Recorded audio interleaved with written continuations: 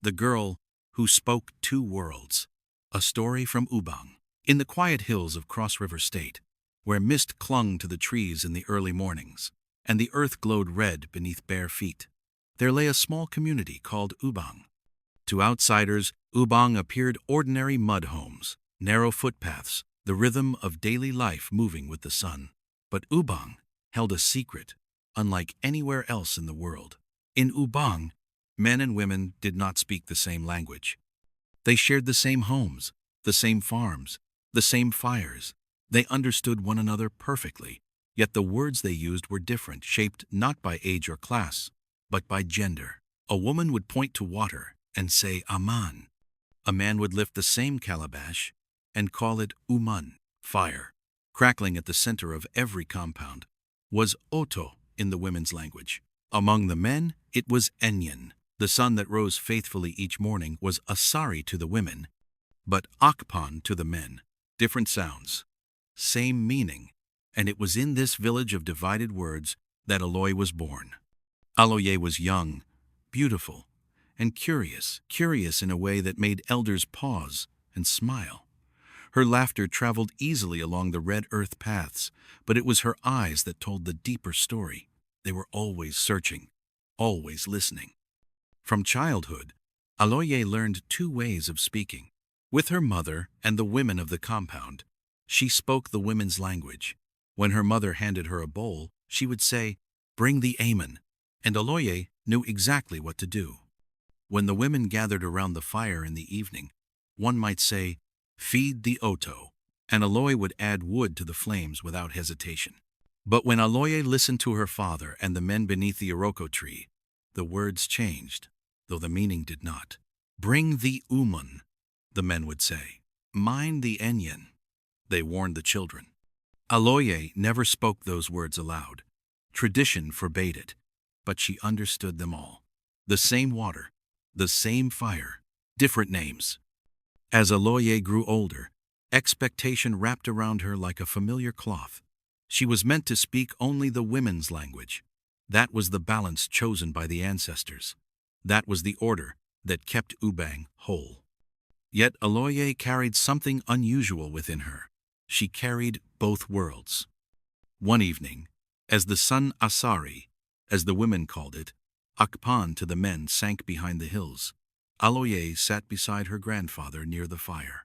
His face was lined with age, his voice heavy with memory. "Grandfather," she asked softly, "why must our words be divided?" He stared into the Oto, watching the flames dance. "Long ago," he said, "our people believed language was power. Men were given one set of words, women another. To mix them was thought to weaken balance." Aloy tilted her head. "But when you say Enyan and I say Oto, we both feel the same warmth." Her grandfather turned and studied her. Then he smiled, not in disagreement, but in wonder. As the seasons passed, Aloy's beauty became known throughout Ubang, but it was her voice and her listening that made her unforgettable. At the market, misunderstandings often rose, like dust. A woman might say, "There is no Aman left," and a man would frown, misunderstanding her tone rather than her words. Aloy would step in gently. "She means the water is finished," she would explain, shaping women's speech into men's understanding. "The Umun must be fetched again." Children gathered around her, fascinated. "She speaks like us," the girls said. "She understands like us," the boys whispered. Some elders frowned. Change unsettled them, but others watched Aloy closely. Then came the day when words nearly broke the village.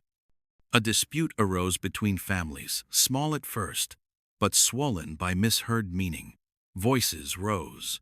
Accusations flew, tangled in language rather than truth. Before fear could harden into anger, Aloy stepped forward. She spoke first in the women's language, slow, respectful, clear. Then she turned and spoke in the men's language, not loudly, not boldly, but accurately. She did not challenge tradition. She did not claim authority. She translated understanding. Silence followed. For the first time, everyone saw it clearly. The problem was never the difference in words. It was the failure to listen beyond them. That night, the elders gathered beneath the stars. By morning, Ubang had not abandoned its traditions, but it had grown. Aloy was given a new role, storyteller and teacher. She taught children the meanings behind words, the patience required to hear them, and the respect needed to hold two truths at once. She did not erase the old ways. She honored them while gently expanding them. And so, in Ubang, where men still say umun and women still say aman, there lives a story about a young and beautiful girl who proved that understanding is stronger than division. Because sometimes, the most powerful voice is not the loudest one, but the one that knows how to speak to everyone.